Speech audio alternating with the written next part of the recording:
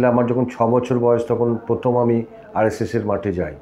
আপনারা যারা প্যানেলে বসেন কিংবা মুখপাত্র, আপনাদের মাঝে মধ্যে রাগ আছে কেন উনি আমাদের দলে এরকম বললেন। আমি কিছু কিছু চাপা গুঞ্জনও শুনেছি যে বিজেপি ক্ষমতায় আসলে আপনাকে মন্ত্রী করা হলেও হতে পারে। আমি শুনেছি বিজেপি ক্ষমতায় আসলে মুখ্যমন্ত্রীর মুখ কে হতে পারে?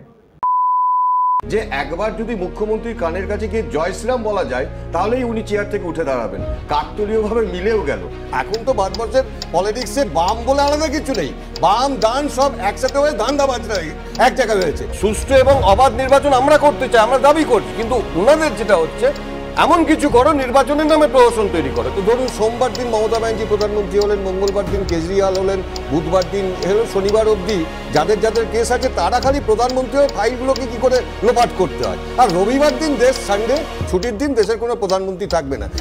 অবশ্যই অন্ধকার দেখাটাই স্বাভাবিক, তার কারণ উনি নিজেই মঞ্চ থেকে একাধিকবার ঘোষণা করেছেন যে তিনি যে বই লিখেছেন সেই বই বিক্রি করে রয়্যালটি বাবদ নাকি কোটি কোটি টাকা তিনি ইনকাম করেন। আমাদের এই চ্যানেল আজ দেখতে দেখতে 500 সাবস্ক্রাইবার পূর্ণ করেছে। এই ছোট্ট ছোট্ট পথ চলতে চলতে আজ অনেকেই আমাদের সঙ্গী হয়েছেন। আজকে যে বিশেষ অতিথির কাছে এসছি, তিনি সেই ছোটবেলাটি থেকে আরএসএস এর একজন সক্রিয় সদস্য ছিলেন, তারপর বিজেপির নেতা হয়েছেন। আজ আমরা এসছি বিজেপির রাজ্য কার্যালয়ের সম্পাদক এবং বিজেপির মুখপাত্র শ্রী প্রণয় রায়ের কাছে। নমস্কার। শুনেছি আপনি খুব ছোটবেলাটি থেকে সেই আরএসএস এ আসেন। এই আরএসএস থেকে বিজেপি হয়ে আজকে এই জায়গায় এই সফরটা কেমন ছিল? প্রথমত হচ্ছে আমি যে বয়সে আরএসএস এর সাথে যুক্ত হয়েছি সেই বয়সে আরএসএস কি বিজেপি কি কিছু জানার মতো কোনো সুযোগ ছিল না। আর 10টা বাচ্চা ছিল। আমার যখন 6 বছর বয়স তখন প্রথম আমি আরএসএস এর মাঠে যাই, মানে সংঘ শাখায় যাই। আর 10টা ছোট ছোট বাচ্চারা যেমন খেলাধুলা করে, আমরাও মালদার শামসিতে, আমার বাবা সরকারি কর্মচারী ছিলেন কেন্দ্রীয় সরকারের। একদিন এক বন্ধু এসে বললো চ আমরা শাখা করতে যাব। তো শাখা করতে যাব মানে শাখা মানে কি, শাখা কি কিছুই জানি না। তো তার সাথে গেলাম, গিয়ে দেখলাম যে অনেক আমার মতো বয়সী, আমাদের থেকে বয়স্ক আরও কিছু বয়সী, তারা সব আলাদা আলাদা করে খেলাধুলা করছে।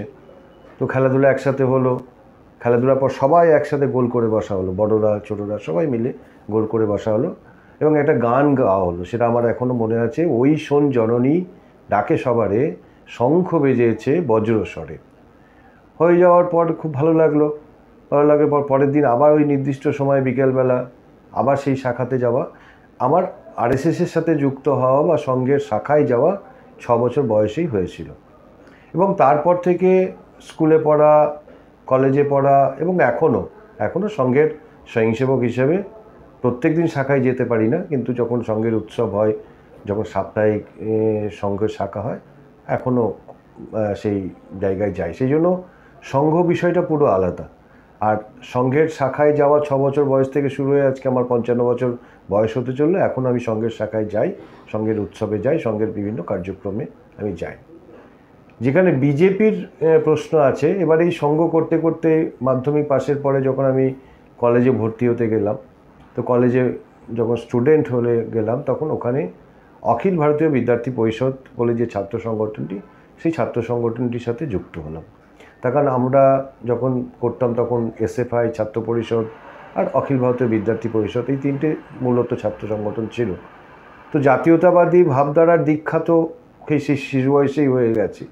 তো কলেজে গিয়ে ন্যাচারালি আমার কাছে অপশান একটাই ছিল, সেটা হলো অখিল ভারতীয় বিদ্যার্থী পরিষদ, যারা জ্ঞান চরিত্র একতার কথা বলে, যারা ভারত মাতা কি জয় বলে, যারা বলে দেশ সর্বপ্রথম। তো এই সব দিক দিয়ে দেখতে গেলে আমার কাছে একটাই চয়েস ছিল, সেটা অখিল ভারতীয় বিদ্যার্থী পরিষদ। সেই অখিল ভারতীয় বিদ্যার্থী পরিষদের প্রথমে কলেজের রিপ্রেজেন্টেশন, মানে রিপ্রেজেন্টেটিভ ইলেকশনে লড়া, কলেজ ইউনিটের সেক্রেটারি, তারপরে পূর্ণকালীন হিসেবে অখিল ভারতীয় বিদ্যার্থী পরিষদের হয়ে কাজ করা, তারপরে একটা সময় রাজ্য সম্পাদকও আমি ছিলাম অখিল ভারতীয় বিদ্যার্থী পরিষদের। এবং তারপরে স্বস্তিকা বলে একটি সংঘ ভাবধারায় উদ্বুদ্ধ একনাথ রানাডে শুরু করেছিলেন পশ্চিমবঙ্গে 1948 থেকে একটা বাংলা সাপ্তাহিক চলে স্বস্তিকা। সেই স্বস্তিকা পত্রিকার সাথেও কিছুদিন যুক্ত ছিলাম। তারপরে স্বদেশী জাগরণ মঞ্চের আমি স্টেটের কনভেনার ছিলাম এবং তারপরে 2012 সাল থেকে বিজেপির দায়িত্বে, প্রথমে আইটি সেলের দায়িত্বে ছিলাম, তারপরে স্পোক পারসন হিসেবে, তারপরে convener party journal and publication, এবং 2021 সাল থেকে স্টেট অফিস সেক্রেটারির দায়িত্ব পালন করছি। তো বিজেপির সাথে যুক্ত হওয়াটা এইভাবে। আচ্ছা, এই যে আপনি বললেন যে প্রায় 5 দশক ধরে আপনি আরএসএস রাষ্ট্রীয় স্বয়ংসেবক সংঘের একজন সদস্য, সক্রিয় সদস্য, আমরা শুনেছি, মানে আমি অন্তত শুনেছি যে আরএসএস এ যারা থাকেন তাদের মানে সব কিছুর সাথে সেই ডিসিপ্লিন এবং নিয়মানুবর্তিতা, সময়ানুবর্তিতা এইগুলো শেখানো হয়, ডিসিপ্লিন, টাইম ম্যানেজমেন্ট। আপনার জীবনে আরএসএস এর এই প্রভাবগুলো কতটা? না, আমি তো এটা বলতে কোনো দ্বিধা নেই। আজকে অতি সাধারণ পরিবারে আমার জন্ম হয়েছে এবং আজকে যে জায়গায় আমি পৌঁছেছি, এতে নিঃসন্দেহে আরএসএসের সম্পূর্ণ রকম ভূমিকা আছে। নিঃসন্দেহে আমার বাবা মার ভূমিকা আছে, আমার পরিবারের ভূমিকা আছে, কিন্তু বাবা মা পরিবার ছাড়া বাকি যদি কারোর ভূমিকা থাকে সেটা অবশ্যই সংগঠন হিসেবে আরএসএস। তার কারণ ছোটোবেলা থেকেই যে শিক্ষাটা আমাদের দেওয়া হয় সেটা হলো টাইম ম্যানেজমেন্ট, মানে কখন কোনটা করতে হবে, কেন করতে হবে, উদ্দেশ্যকে ঠিক রেখে কাজ করতে হবে, কোনটাকে প্রায়োরিটি দিতে হবে। তো এটা আমার জীবনে, আমার কর্মজীবনেও অনেক কাজে লেগেছে। কখন কোন কাজটা করব, কেন করব, তার ডিটেলস প্ল্যানিং, আগে থেকে প্ল্যানিং করা। তো এটা নিঃসন্দেহে আজকে আমি যতটুকুই যা কিছু করতে পেরেছি, এই যে ছোটোবেলার আমার যে শিক্ষাটা এবং আরএসএসের যে শিক্ষা, সেটা নিঃসন্দেহে আমার কাজ করেছে। রাজনীতিবিদ হিসাবে আপনাদের সারাদিন প্রচুর কাজ থাকে, কোনো একটা স্মরণীয় ঘটনা যদি আপনি বলেন আমাদের দর্শকদের। স্মরণীয় ঘটনা তো এরকম অনেক আছে, তবে আমি বিজেপিতে অ্যাজ এ স্পোক পারসন হিসেবে, টিভি প্যানেলিস্ট হিসেবে অনেক জায়গাতে গেছি, অনেক শো করেছি, অনেক বড় বড় চ্যানেলে শো করেছি, কিন্তু এত কিছুর মধ্যে অনেক কিছুই আমার মনে নেই। কিন্তু একটা খুব ছোট চ্যানেলে একটা অনুষ্ঠান করতে গেছিলাম এবং সেখানে ছিল যে যারা দর্শক তাদের ফোন নেওয়ার একটা ব্যাপার ছিল। তো প্রোগ্রাম চলছে, হঠাৎ করে একজন দর্শক ফোন করলো এবং আমি যা বলেছি তার এগেনস্টে একটা প্রশ্ন করলো। তো এইরকম একটা ঘটনা আমার মনে আছে। আরেকটা ঘটনা আমার মনে আছে, আমি একদিন ওই গান্ধী মূর্তির পাদদেশে যাব, তো প্রেস ক্লাবের সামনের দিক দিয়ে হাঁটছি, তো আমি দূর থেকে দেখলাম একটা পরিবার, মানে একটা বাচ্চা স্বামী স্ত্রী হেঁটে আসছে। তা আমি জাস্ট ক্রস করছি, আমাকে বললো, দাদা আপনি কিন্তু কালকে ভালো বলেননি। তো আমি তো কিছুটা ভাবা জায়গায় খেয়ে গেলাম, কি হলো? আমি দাঁড়ালাম, বললো না আপনি যেভাবে বলেন, আপনার কাছে যেটা আমরা এক্সপেক্ট করি, কালকের কিন্তু আপনার শোটা আপনি সেভাবে বলতে পারেননি। তারপরে আমি দেখলাম সত্যি, মানে যে শোটার কথা বলেছে সেদিন মানে সাবজেক্ট একটু অন্যরকম ছিল, আমার হয়তো একটু খামতি ছিল।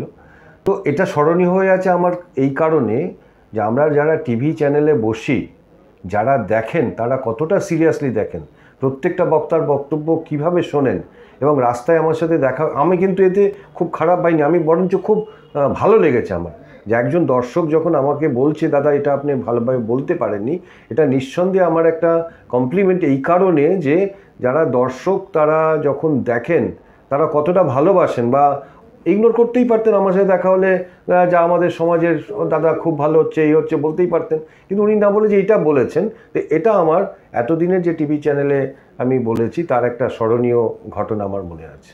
আচ্ছা, এই টিভি চ্যানেল প্রসঙ্গে আমার একটা প্রশ্ন হট করে মাথায় আসলো। আপনারা যারা মুখপাত্র হিসাবে প্যানেলে বসেন কিংবা টিভিতে যারা বাইট দেন, আপনাদেরকে মানে দলের যে মানে প্রত্যেক দলেরই কিছু না কিছু একটা সময় আসে যখন তাকে কোনো একটা বিতর্কের মুখোমুখি হতে হয়। আপনারা যারা প্যানেলে বসেন কিংবা মুখপাত্র, আপনাদের মাঝে মধ্যে রাগ আছে, কেন উনি আমাদের দলের এরকম বললেন, এটা না বললেই তো চলতো, এটা বলেছেন বলে আমাকে এরকম গালাগাল শুনতে হচ্ছে, এরকম রাগ হয়? না, সেটা তো একটা দিক, সেটা একটা দিক। দেখুন, প্রত্যেকটা মানুষের তো দুটো সত্তা থাকে, একটা ব্যক্তি সত্তা থাকে। তো ব্যক্তি সত্তায় তো 8-10 জন ব্যক্তির মতো রাগ, অভিমান, চিন্তা এগুলো তো থাকে। আরেকটা হচ্ছে আমি কাউকে রিপ্রেজেন্ট করছি। তো নিঃসন্দেহে এটা তো কখনো কখনো মনে হয় যে এটা না করলেই হয়তো হতো, বা এটা এইভাবে না করে এইভাবে করা যেত, সেটা সম্পূর্ণ ব্যক্তিগতভাবে মনে হয়। তো কিন্তু কিছু করার নেই, দলকে যখন আমরা রিপ্রেজেন্ট করবো, দলের যা স্ট্যান্ড সেই মতোই বলতে হবে। রাগ হলো মুখপাত্রের মুখে এসব আসা যাবে না। না, একদমই না, তার কারণ আমার তো জবই ওটা, আমাকে তো দল ওটাই দায়িত্ব দিয়েছে, সেখানে তো আমার ব্যক্তিগত বিষয় বা ব্যক্তিগত জিনিস প্রকাশ করারও জায়গা ওখানে নেই, কারণ আমার তো জবই ওটা, আমি তো ওটাই করতে গেছি, তো সেখানে প্রশ্নই নেই এটা। আচ্ছা, আপনি বললেন খুব ছোটবেলাতে এসছেন আরএসএস এ, মানে পরে যখন আপনি বড় হয়েছেন, যত বড় হয়েছেন তত রাজনীতি বুঝেছেন, কোনো একজন ব্যক্তি কিংবা কোনো একজন রাজনীতিবিদ যিনি খুবভাবে আপনাকে অনুপ্রাণিত করেন কিংবা যার জন্য মনে হয় যে হ্যাঁ এনাকে দেখে আমি এনাকে অনুসরণ করব, এমন কেউ? দেখুন, আরএসএস করা এবং তারপরে এখনো অবধি এরকম অনেক মানুষের সান্নিধ্যে আমি এসেছি, অনেক মানুষকে দেখেই অনুপ্রাণিত হই বা এখন। কিন্তু যদি কর্মজীবন বলেন তো কর্মজীবনে আমি যখন প্রথম পড়াশোনার জন্য কলকাতায় এলাম, ল পড়ার জন্য যখন কলকাতায় এলাম, তখন সনৎ কুমার ব্যানার্জি, উনি ওই যে স্বস্তিকা পত্রিকার কথা বললাম, ওনার এডিটর ছিলেন। তো উনি যেভাবে মানে হাতে কলমে কাজ শেখানো যাকে বলে, যে শিখিয়েছেন এবং বিভিন্ন ছোটোখাটো বিষয় নিয়ে যেভাবে দিয়েছেন, সেটা নিঃসন্দেহে আমার কাছে একটা, উনি কোনো বড় মাপের নেতা ছিলেন না, উনি কোনো বড় মাপের সেই অর্থের নাম করা কোনো লোক ছিলেন না, কিন্তু আমার ব্যক্তিগত জীবনে মানে কর্মজীবনে কাজ শুরু করা বিভিন্ন জায়গায় উনি যেভাবে গাইড করেছেন, সেটা নিঃসন্দেহে আমার কাছে প্রেরণা। বছর ঘুরলে ফের বাংলায় বিধানসভা নির্বাচন। আমি শুনছিলাম কয়েকদিন আগেও মাননীয় গৃহমন্ত্রী অমিত শাহজি বলছেন সংসদে দাঁড়িয়ে যে বাংলায় ক্ষমতায় আসবো, এবং বারবার সেটা দাবি করছেন যে 26-এ বাংলায় বিজেপি আসবে। এবং আমি কিছু কিছু চাপা গুঞ্জনও শুনেছি যে বিজেপি ক্ষমতায় আসলে আপনাকে মন্ত্রী করা হলেও হতে পারে, আমি শুনেছি। আপনার কি মনে হয় বিজেপি তাহলে 26-এ ক্ষমতায় আসছে? প্রথমত হচ্ছে বিজেপি 26-এ ক্ষমতায় আসছে এটা নিশ্চিত, কারণ বিজেপি ছাড়া পশ্চিমবঙ্গের মানুষের কাছে কোনো বিকল্প নেই। পশ্চিমবঙ্গকে বাঁচাতে হলে বিজেপিকেই আনতে হবে, অর্থাৎ বিজেপি ক্ষমতায় এসছে এটা নিশ্চিত। সেকেন্ড হচ্ছে কে মন্ত্রী হচ্ছে কে মন্ত্রী হচ্ছে না আমাদের দলে এইভাবে ঠিক হয় না, এটা ব্যক্তি নির্ভর দল নয়। এখানে দল যদি টিকিট দেয়, দল যদি বলে নির্বাচন লড়তে হবে লড়বো, দল যদি মনে করে না নির্বাচন লড়ার দরকার নাই লড়বো না। নির্বাচনে জেতার পরে দল যদি মনে করে মন্ত্রী করবে করবে, দল যদি মনে করে না মন্ত্রিত্ব হওয়ার দরকার নেই। সেই জন্য এইগুলো আমরা যারা ভারতীয় জনতা পার্টি করি, আমাদের কাছে এই নির্বাচন লড়া, মন্ত্রী হওয়া এগুলো কোনো বিষয় না। যদি এগুলো হতো তো আমি তো আমার যে জার্নিটা বললাম, 6 বছর বয়স থেকে আজকে 55 বছর বয়স হলো, এখানে কোনো দিনই সরকারি ক্ষমতায় ছিল না। তো যে যে স্টেজের মধ্যে দিয়ে গেছি, তাহলে তো আমাদের যদি ওটাই লক্ষ্য হতো তাহলে আমরা সরকারি দল করতে পারতাম, সিপিএমের সময় এসএফআই করতে পারতাম, তারপরে অনুপ্রাণিত হয়ে তো টিএমসিপি করতে পারতাম। তো সারাটা জীবন, প্রায় জীবনের অধিকাংশ অংশটাই তো সরকারে না থেকে এসছি। সেখানে মন্ত্রী হওয়া না হওয়াটা কোনো ব্যাপার না। মন্ত্রী যদি করে, তখন যদি বলে মন্ত্রিত্ব সামলাতে হবে সামলাবো। এখন আমি একটা সময় মুখপাত্র ছিলাম, মেন কাজ ছিল মুখপাত্রের। তারপরে দল বললো কার্যালয় সম্পাদকের দায়িত্ব পালন করতে, আনন্দের সাথে কার্যালয় সম্পাদকের দায়িত্ব পালন করছি, চেষ্টা করছি কাজ শেখার। তো এটা আমাদের কাছে খুব বড় কিছু বিষয়। বড় কিছু বলছি না, তবে আমি চাপা গুঞ্জন শুনেছি। দেখুন, কার কাছে শুনেছেন আমি জানি না, কিন্তু আমাদের দলে এগুলো কোনো রকম প্রেডিক্ট করা যায় না। হতেই পারে আমি টিকিটই পাবো না, দল আমাকে মনে করতেই পারে যে না তোমাকে এখন নির্বাচন লড়তে হবে না। আচ্ছা, একজন কর্মী হিসাবে কিংবা দলের একজন সদস্য, প্রাথমিক সদস্য হিসাবে আপনার মতে বাংলায় বিজেপি ক্ষমতায় আসলে মুখ্যমন্ত্রীর মুখ কে হতে পারে? সেটাও আমাদের পক্ষে প্রেডিক্ট করা বা কারোর পক্ষে প্রেডিক্ট করা সম্ভব না, প্রেডিক্ট নয়, ওই যে আপনি একজন প্রাথমিক সদস্য হিসাবে কাকে মনে করেন? আমি তো ওই বললাম, যখন নির্বাচন হবে, নির্বাচনে যারা জিতে আসবে তাদের মধ্যে থেকেই কেউ হবে। আগে থেকে এটা বলাই কোনো সম্ভব না। আপনি বলুন 2014 সালের আগে নরেন্দ্র মোদী প্রধানমন্ত্রী হবে, কোনো কেউ প্রেডিক্ট করতে পেরেছিল বা ভাবতে পেরেছিল? না। বিজেপিতেই সম্ভব। তার কারণ নরেন্দ্র মোদী কোনো দিন দিল্লির রাজনীতিতে ছিলেন না, উনি কোনোদিন এমপিই হননি। উনি রাজ্যের রাজনীতিতে ছিলেন, দীর্ঘদিন মুখ্যমন্ত্রী ছিলেন।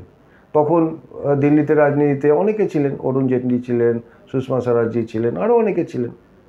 হঠাৎ করে দেখলাম যে আমরা 2014 সালে উনি প্রার্থী হলেন, উনি জিতলেন, উনি প্রধানমন্ত্রী হয়ে গেলেন, সাফল্যের সাথে প্রধানমন্ত্রিত্ব পালন করছেন, সারা বিশ্বের নেতা তিনি হয়ে গেছেন। এটাই হচ্ছে বিজেপি। সেই জন্য বিজেপিতে আগে থেকে প্রেডিক্ট করার কোনো জায়গা নেই, আর প্রেডিক্ট করলেও সেটা মিলবে তারও কোনো ব্যাপার নেই।